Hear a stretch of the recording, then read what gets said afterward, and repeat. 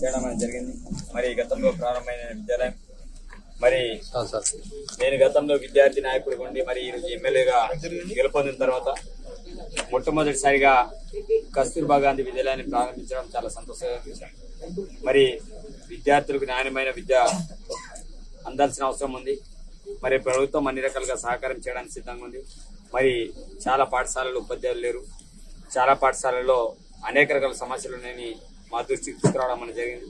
తప్పకుండా ఎక్కడ ఏ సమస్యలున్నా నా దృష్టి కావచ్చు, అదేవిధంగా కలెక్టర్ దృష్టి కావచ్చు తీసుకురండి. తప్పకుండా మేము అందుబాటులో ఉంటాం, సమస్యలు పరిష్కారం చేస్తామని మాటిస్తున్నాం. అదేవిధంగా చాలా మంది డ్రాప్అవుట్స్ విద్యార్థులు కావచ్చు, వాళ్ళందరినీ కూడా జైనింగ్ చేయాలి.